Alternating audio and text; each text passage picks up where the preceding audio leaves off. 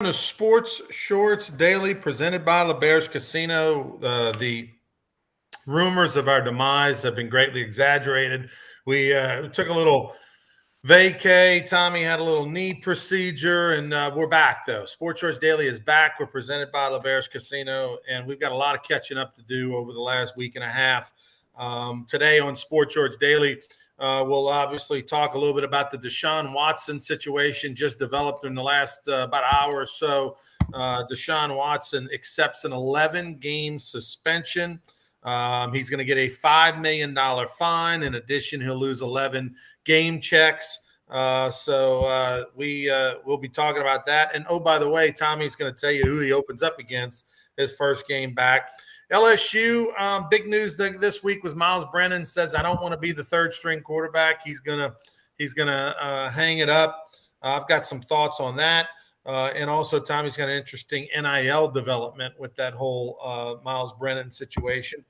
Tiger Woods is not playing in the PGA event this week, but he was the headline nonetheless this week as he flew to Connecticut ahead of this week's tournament to meet with players, to discuss how they're going to proceed moving forward, how they're going to handle live, all that sort of stuff. So we'll get into that.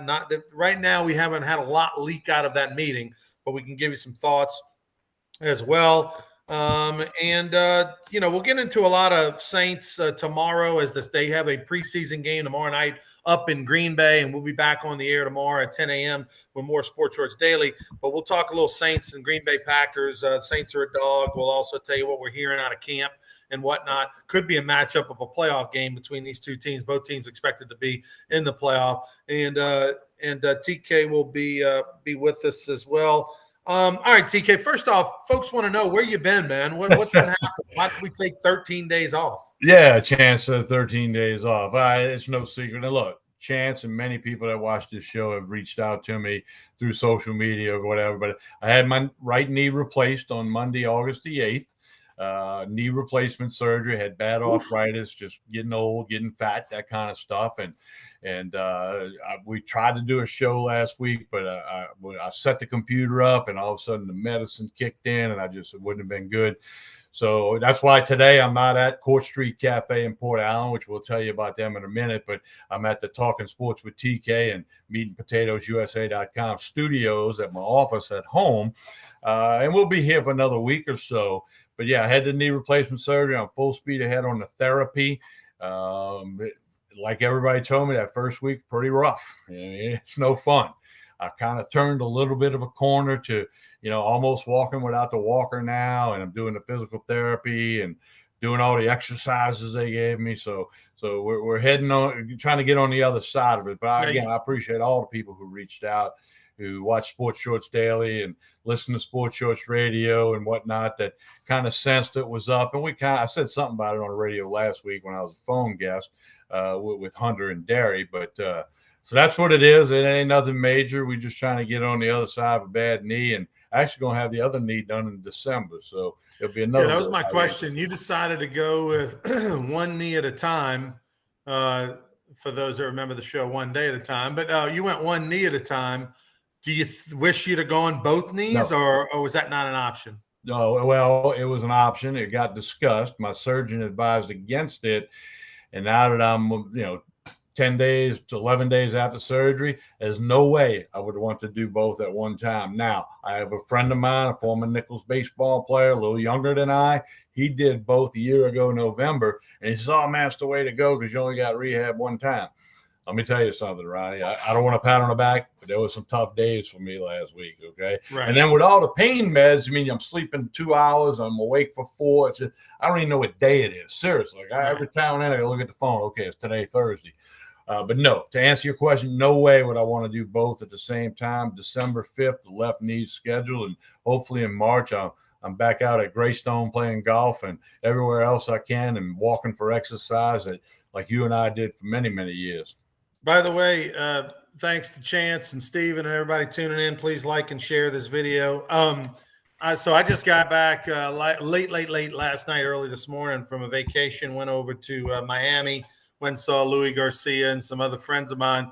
Played golf, Tommy, over at the Biltmore, which is a famous golf course, famous resort hotel in the middle of Coral Gables, Florida, an old hotel, about 100 years old, actually owned by the city, believe it or not. Trump tried to buy it and they didn't sell it to him, but it's a beautiful place.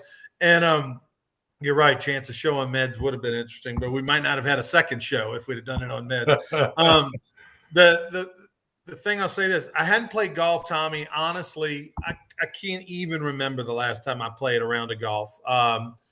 Probably did not play a round of golf. I don't think I played a round of golf in 2022.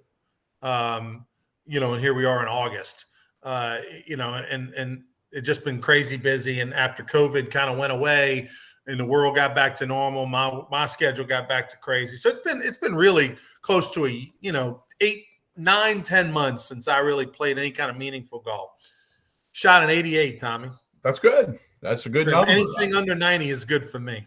That's a real good number. And part of that layoff is a thing called reminiscence. That's a physical education term that your muscles remember certain things to do. Now, this next time you play, it'll be 108. Okay. But the same thing, Ronnie, if you went out on a basketball court today, you probably hit 7 or 8 out of 10 free throws. It's called reminiscence. It's a term in the world of physical education. I got my degree in that. See, I remember that term. So that's what you did. So I'm sure you hit some shots and you went, wow, that was really good. But the Biltmore, that's upper end, Ronnie. I mean, but you're upper end. You're an upper end guy. I mean, I went to your birthday party. You're an upper end. No, it was awesome. But I was surprised at how. But I think one of the main reasons why I played well for me and 88's good for me, being a 14 handicap kind of guy, is that I didn't try to overswing, right? Like I went there knowing it'd been a long time and I was very deliberate in trying to make contact and stay within myself and not try to, hit the ball 300 yards every swing. And I think, when you start to get a little too loose, so you start to feel too good and you do those types of things and you get outside in or inside out. I tried to just kind of stay within myself, shorten the backswing, and made a difference. It made a difference. And, actually played well, although Lou played well. He beat me, shot an 84. Louis guy plays every Monday, Tommy. I'm going to text Louis and congratulate him on defeating you. Yeah. I got home last night and excited that this came in the mail. Everything Matters, the book by Skip Bertman. It just came out last week. Literally was waiting for me when I got on my doorstep. Haven't read it yet. Going to be breaking this out over the next couple of days. So I'll tell you all about it. I'll have a book report on Saturday morning on Sports Shorts Daily from 10 to noon. We'll be at the Bruley walk-ons this week. And have you read it yet, Tommy? I have not. I have a copy, and I've been in a lot of meetings with Skip and Cano lately. Big announcement I'll make tomorrow about the Hold the Rope show. I'll do that because tomorrow we got Sports Shorts Daily at 10 a.m. Mark your calendars, and there'll be a big, big announcement about Hold the Rope. And I've talked to some people who have already read the book, and I've seen some comments. Joe Sherman, Delgado coach, great friend of yours and mine, read the book, and he said, hey, it's never too late to learn anything. So he learned a ton of stuff in this book. Everything matters in baseball. And I don't know how long it took him to get to that topic for a Skip Bertman book. I know, Glenn Gilbo did a great job, but that's perfect because everything mattered to him, from the coffee had to be hot, to you had to win the baseball game and everything in between. So I think it's really, really good. I have not started to read it yet. I actually read an excerpt a couple months ago. I got a couple of rough copies of some of it, and I read some of that. It was just like a chapter or two or a couple of paragraphs, but I'm looking forward to reading it. No question about it. I mean, it's I don't know who in the world of baseball, whether you're a coach, whether you're a fan, whether you love LSU or you don't, I don't know who would not want to read this book. There it is. Everything Matters in Baseball with Coach Skip Bertman. He's given the sign. Okay. Isn't that the clear sign? Isn't that supposed to be the erase sign for him? Yeah. Yeah. Oh, you remember that? Depending on the game, that was. Yeah, I thought the ear was forget everything else. But book's only $30. You can here's get it the at big question. acadianhouse.com, or you can go on Sports Shorts on our Facebook page. We have a link on there. Everybody's got links. Right. I've got links on my personal pages as well. I'm going to buy a bunch of them for the holidays, bunch of them for the Louisiana Sports Hall of Fame. Get them to sign a few, auction some off as well for the Hall of Fame. But here's the excited question. to read it, man. Here's the question. How many times are you in it? Well, they do have a picture of me throwing a pitch. Is that the pitch that's at the walk-ons in Bruley, the high and outside fastball? It might be the same pitch, but it's a different look. This is where I'm kind of like dropping and driving. Oh, it's before my arm comes up.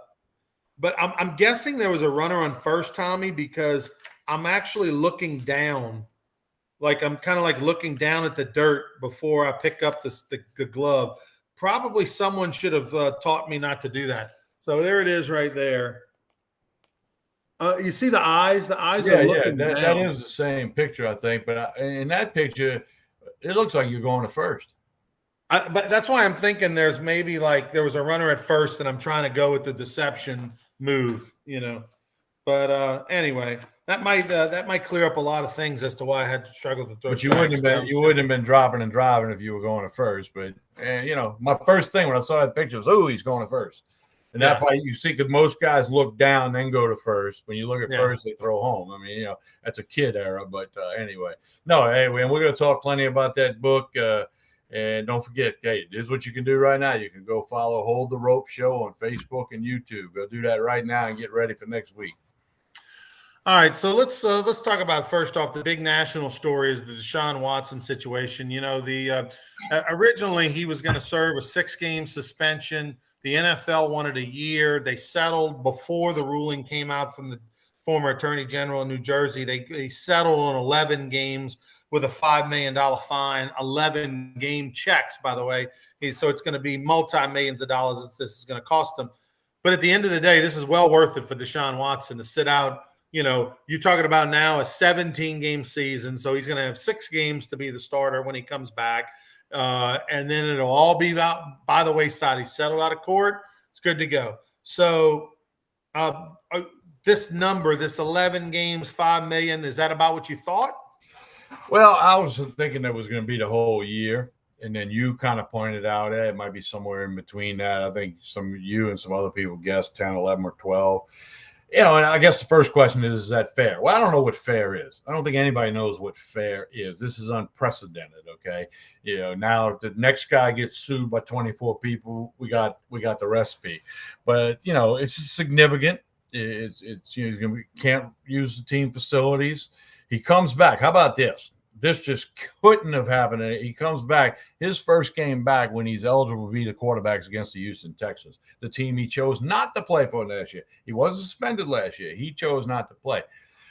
$5 million fine. That was the NFL. They weren't happy with the way the Browns did his contract. The first year was very low salary in order, if he missed some games, to have less of a fine. Well, they circumvented that. And then they've got to undergo counseling, whatever that's going to mean. I'm sure they're going to be strict on all of that. And it's got to be lesson learned. If he needs counseling, go get it. If you're an NFL player, there's lines you can't cross. And obviously he crossed a bunch of those lines, and he did it over and over and over and over again. So I don't know. I don't know if it's fair or not. I'm not smart enough to know that. I think it hurts the Cleveland Browns, and I think it hurts him because by the time he comes back, it's going to have been dang near 2 football seasons since he played competitive football. And at that level in the NFL, man, it's tough to return to a top-notch level. It's funny. Chance points out Saints will now have to play against Deshaun Watson. Stephen Miller points out that the Watson misses every game against the NFC South except the Saints, of course. Well, that's how the Saints go. We got to tag this in right now. They're not expecting Kamara's decision to come down till 2023. Okay, so for you Saints fans, that for legal reasons, court reasons, that's not expected to happen until 2023. So it looks like you got Kamara good to go. But you're right. So I guess the part of the questions is like a Jimmy Haslam truck stop. Part of the question is, if you're the Cleveland Browns, okay, you took a risk. You went out and signed the guy when there was a lot of unknown as to what would happen in the future. You put the biggest contract in football history on him. And now you know what the future is. He can join you after 11 games. I believe there's an open date in week 12 for the Browns, so you'll have, quote unquote, 2 weeks to get ready for the Texans.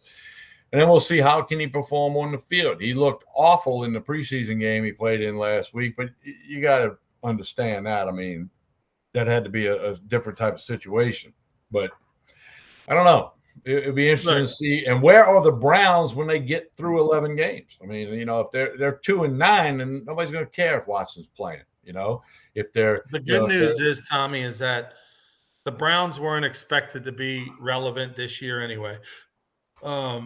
This is going to be a wasted year.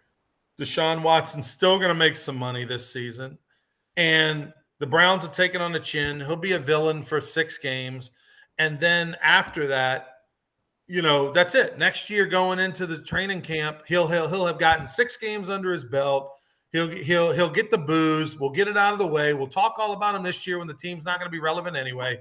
And then next year, they're going to go into the offseason trying to find some free agents, and they'll roll with Deshaun Watson at quarterback. This worked out very well for the Browns. And granted, there'll be a few protesters or some people that aren't very happy with the move this year. But I'm telling you, Tommy, this is going to be forgotten over the next couple of years, man. Well, Ronnie, I was laid up the last couple of weeks. I've watched a whole lot of baseball, a lot more than I normally do. And I've watched the Astros a lot. Bregman's been on fire. They're the best team in baseball right now. And their pitching staff's unbelievable. But look, they're not booing Altuve anymore for wearing the buzzer. They're not booing Bregman. They're not booing Dusty Baker when he comes out the dugout to go to the mound. I mean, it has passed probably 95%, 98% of it has passed. This will pass too, because something else will jump up to the top of the list. Okay, somebody else is going to do something stupid, or some owner or some team's going to get in a pickle, and then all of a sudden you're going to have something else to talk about. But so it goes away for a while, and then as we get back to nearing the time of his return, it'll resurface for a little bit. In his first game, there'll be bunched that week, and then it'll go away.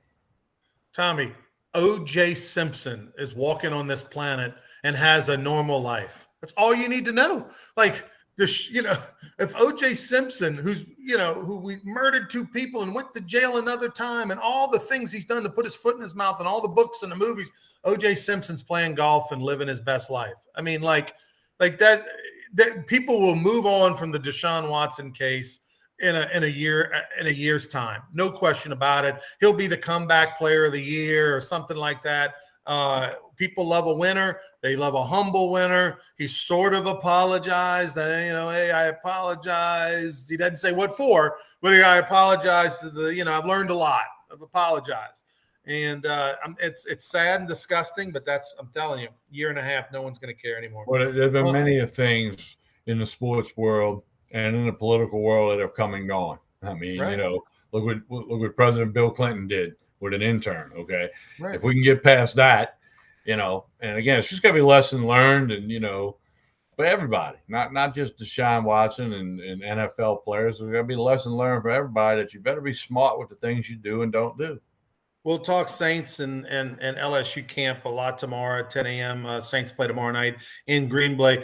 Chance points out Cade York did win Outstanding Rookie at Browns training camp, the former LSU Tiger place kicker, who, I mean, look, he is going to quickly be a top 10 kicker in the league. No question about it. You look at the way his mechanics are and the way that ball comes off his foot, Tommy, there's not a lot of left to right. It's very up and down. He's got a cannon. He's super technically savvy. So unless Cade York gets hurt, he's going to have one hell of a career, no doubt about it. Let's talk a little Tiger Woods for a minute. Tiger Woods, they brought him out of off his sofa, flew him to Connecticut to go talk to the PGA Tour players to kind of rally the troops to come up with some sort of just say no campaign to live golf. This reminds me, Tommy, of what I went through and lived through in 1995 when the strike happened and we had training camp. And as a minor leaguer who was willing to cross the picket line, we had all these big leaguers come talk to us at camp and in the team hotel. And, they would have the panel and they had all the big leaguers that were striking, and they would try to explain to the minor leaguers why they were striking and trying to rally support for the cause. A little different the dynamic there because the minor leaguers weren't making any money. Where these, you're talking about PGA golfers, we're talking the difference between hundreds of thousands and $1 million versus millions of dollars, and just trying to get them to hold the rope and stay on the PGA side. What do we know about this meeting, and do we know anything about plans and that sort of thing? Well, it was a players only meeting, if you will, golfers only. There was a meeting set for the next day with the commissioner, Monahan, and some players. It involved the big names, Jordan Spieth and Justin Thomas and Rory McIlroy, many other big names. I'm not going to go through the whole list. And then Tiger Woods, who's obviously not playing in the tournament, flew in on the private jet. They did have to say he limped when he got off the plane. They had to throw that in there. And he attended this meeting, and there was doors closed. John Rahm kind of made some comments like, hey, we're going to leave what happened in there. And then, there's going to be a meeting with the commissioner, which would have been yesterday. And then, we'll see what the PGA is going to do with regard, because there's been a lot of lawsuits filed in a lot of directions about the LIV Golf, and can the guys play on this tour? Can they still play in a major? And it's a bit of a deep story because all the majors are not run by the PGA Tour. So there's a lot of layers. They're colluding right now. Yeah. So, and like the Masters finally came out and said, that they didn't know if they'd allow any LIV players. And then, it's getting crazy. And you said this months ago, the lawyers, if you're a lawyer, get in line, because there's going to be a lot of legal litigation and stuff going on between the LIV Golf, the PGA, between each other. Patrick Reed has filed a $750 million defamation suit against Brandel Chamblee and the Golf Channel, and I think he's going to get some money because Chamblee did cite him and rip him and call him a cheater publicly. That's kind of another story, but it just adds to the fact that the game of golf has been wrecked. Okay, it's been fractured. We got broken bones everywhere. Now we got to figure out how to mend everything back together. And it ain't going to happen overnight. It's going to take a while. That's all you need to know is that Tiger Woods was asked to come speak to the golfers. I mean, that gesture in itself, for him to fly halfway across the country to go talk to, they're the PGA is that much of a mess right now. And I think the mistake, Tommy, would be to just go to war with LIV, in the sense that, to me, there needs to be some sort of bridge. There needs to be you can do both, and I'm not saying that the PGA has to take that has to play second fiddle to LIV, but there has to be, in my mind, the majors, heck, the majors would be better ratings. The majors would be bigger sponsorship. The majors would, if all of a sudden it becomes the Super Bowl, right? You've got the old AFC and the NFC, the old AFL and the NFL in the 60s, where these teams never play against each other except in the Super Bowl. The majors would become that. If you've got a whole segment of golfers that are on the LIV Tour and a whole segment of the PGA, and the only time they go against each other is LIV versus PGA Ryder Cup, or you put them in the majors together. Wow. That would be a tremendous thing for golf. So I think you've got to open your mind and look at it from a different perspective. If the Saudi tour, if they are truly committed and they have that $500 billion pot of money that we hear that they have behind them, if they are truly committed to just, we are not going away, and we don't care if we spend $200 billion to get what we want, then PGA Tour can do nothing. It doesn't matter how many times Tiger Woods comes and meets with them. And over the long haul, $200 billion beats $2 billion. And that's what we're talking about. And so I think the PGA Tour would do better to try to figure out a way to compete against each other or have some cross events versus saying all or nothing. Well, they need to figure out a way to coexist where they can both be what they are. And then, like you said, if there's some crossover or there's an event every other year, like a Ryder Cup thing or whatever. But I think it's going to take a long time because so much is going to get hung up in court, okay, about whether they can play or not play. The next major is the Masters, okay? And let's wait and see when they start sending out their invites and if they leave somebody out or don't leave somebody out. But, Ryan, this goes bigger than. Yeah, Tiger Woods got involved. Jack Nicklaus turned down more money than you can imagine. Davis Love was on an interview with Dan Patrick about 2 weeks ago, and Davis talked about a meeting that was held in the mid-'90s when Greg Norman was talking about finding a way to separate from the PGA. Arnold Palmer called this meeting. It was Arnold and Jack, Davis Love, and numerous other tour players who were high profile at the time. And they basically, Arnold Palmer said, we must always and forever protect the PGA Tour. It's the platform where these guys have gotten to where they are and must always be protected. And this is 25 plus years ago. Well, Davis Love brings that up just a couple of weeks ago. That's how long this has been brewing. And I hope they find a way to coexist in some way, shape, or form, because it's not good. They talk about this grow the game of golf. The game of golf's not growing right now. The game of golf is infected. It's got it's got the head cold. It's got the chest cough. It's got everything going on wrong right now. And I got to figure out a way to get it fixed. There's no easy solution. There's no quick solution. What's interesting is you tell that story of Arnold Palmer, and now it's repeating itself with Tiger Woods.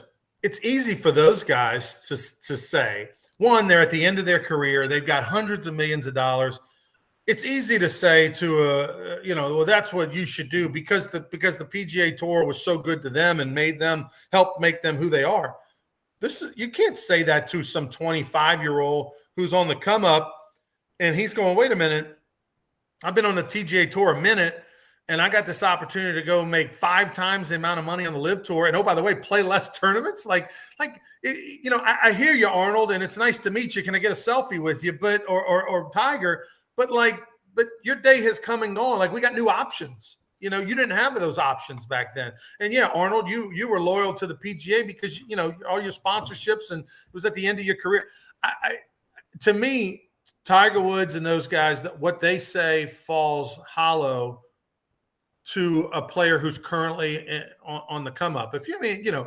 Heck, even forget the come up, we're seeing the Live Tour taking these 40-something-year-old golfers. So these are the guys that are, they rather at this point in their career take the guarantee money in less games and less rounds as opposed. So I just don't think it matters. I think as long as Liv's willing to throw out the dollars and as long as the tournaments are able to run first class, I don't care that the format's goofy and they all do the shotgun start and it's only 3 rounds and not 4 and all those things that I don't particularly love. I don't like the shotgun start, but I get it. It's all about playing less, spending less time on the road and making more money. That's the sales pitch for Live to these professional golfers. Be with your families, enjoy your money, and not have to be on the road grinding 52 weeks out of the year. And that's what they're selling. And, they're going to continue to win that battle. I'm so intrigued by this story. I enjoy every twist and turn of it. But you mean to tell me that Dustin Johnson and Reed and those guys aren't going to be able to play in the Masters, former champions? I mean, that would be crazy. I don't think that's going to happen. I can't imagine the Masters, who's kind of been the rogue tournament to do whatever it wanted, had its own rules and makes its own rules. I can't imagine the Masters, Tommy, is going to tell former champions they can't play. I would be shocked, but never say never in this world of sports, and then what if they tell one, Patrick Reed or Dustin Johnson, hey, you can't play, and then they file a suit to try to get an injunction to allow them to play. I mean, wow, this thing it's going to get a lot uglier before it gets pretty again, but it's a mess, no doubt. Well, let me put this out there. If for Dustin Johnson and Reed, if you guys are not allowed to play in the Masters, you have an open invite to participate in the Baton Rouge Rougarou Spring Annual Golf Tournament, which will be taking place at Greystone Country Club sometime in April. So we hope that you'll join us if to get your United States golf fix if they don't allow you back in Georgia. And what I'll do is this, Ronnie, by then I should be over both knee replacements. I'll hit the ceremonial first tee shot at the Rougarou tournament at Greystone. Can I do that? Yeah, we'll put you in the mascot. You'll have to hit it in the mascot. No. That ain't going to happen. Hey, last thing here before we leave, and we'll be back tomorrow at 10 a.m. Miles Brennan. How surprised were you that Miles Brennan hung it up? Not totally. I mean, here's a guy that's been away from football and injuries and on the field, off the field injuries. And, when he was told after last weekend that you're clearly 3rd or 4th on the depth chart, you're not going to be, first or second, he decided, hey, I've had a good run. He's been 6 years. And here's the thing people are forgetting. He's got a national championship ring, okay? He's got a ring. There's a lot of people who play football at LSU don't have a ring, all right? Whole lot. A lot of people play football in this country don't have a ring. He's got a national championship ring. He was a part of that team. And so I wasn't totally surprised. I had somebody say, oh, he's going to switch to Southeastern, or he's going to switch. Now I think he's done with football. He's already got his degree. He graduated last year, so he's already got his degree. There's a family of restaurants that he could get involved with if he wanted to. So, we'll see. I don't think he plays any more football. I was not totally surprised that he stepped down, especially if, he could look in the mirror and know that, hey, I don't have a shot to be the number one guy. Look, when he walked away from football last year and he decided to come back to LSU, Brian Kelly obviously sold him on that there was a real chance that he could earn a starting spot. It became pretty obvious since the start of camp that he was going to be the third guy. Every report made it seem as if Daniels and Nussmeier were running the ones. The thing that I wonder is, all the work and all the time that he has put into it, and supposedly he lost some weight and he was in the best shape and throwing the ball well. We even got reports last week in practice he looked really good one day. Like, I would want to finish what I started, not necessarily here, Tommy, somewhere else, right? Northwestern State, Southeastern, wherever. Like, I would want to get, come on, give me 1 year to be the guy and let me sling it around. And this is it. Because, Miles Brennan he thought he was an NFL type quarterback going into the 2000 season right after the national championship when he was going to be the starter. His arm strength is that of an NFL quarterback. And to just give that up, even when you're healthy and all, I'm just surprised that after all you've been through, now you give it up. I would love to see him appear somewhere else on a roster for some other school and sling it around one last time. But it does not look like that's going to happen. Yeah, well, it's, we all got to hang it up at some point in time. Everybody plays sports. Some people, it happens when they're 8 years old, 12 years old, before high school, after high school, whatever. There comes a day when you can't do it anymore. And I don't think he can do it at the level that would be required to be the starter or the backup at LSU due to the long list of reasons we all know about it. I'm sure there's a competitor in him that says, man, yeah, I'd love to stick my head in the huddle and call a play and hit the receiver on an out cut or something like that. I'm sure that goes through his mind, but, it may just be time to, as Bob Seger would say, turn the page and move on. Miles is a modern day Phil Robertson, says Chance. He wants to go. Well, they always said years ago, if football was a priority, he might be a lot better. Hey, Ronnie, before we get out of here, Court Street Cafe in Port Allen. Tonight is steak night. Tomorrow night's all you can eat catfish. Saturday, bottomless mimosas Saturday morning in the bar. Half off the bottles of wine. That's big things happening at Court Street Cafe in Port Allen. Again, steak night tonight, ribeye, baked potato, salad. All you can eat fried catfish tomorrow night with the fries and the salad. 805 Court Street in Port Allen. We'll be back out there in a couple of weeks, but Jason and the staff wanted me to get this info out to you. So check it out. A great way to keep up with Court Street Cafe is connect on Facebook and Instagram. Do a great job posting specials and all kind of other information. Court Street Cafe in Port Allen. Tomorrow we'll be back at 10 a.m. We'll tell you all about Tremonti's Meat and Seafood. They got a big meat sale coming up. We're going to tell you all about that tomorrow. All right. For Tommy, I'm Ronnie. We'll see you tomorrow morning. Have a great one, everybody. Sports Shorts Daily, it's back. It's back. 13-day layoff. We get knocked off the rust. We'll be better tomorrow. Until then, please like and share. Have a great one, everybody.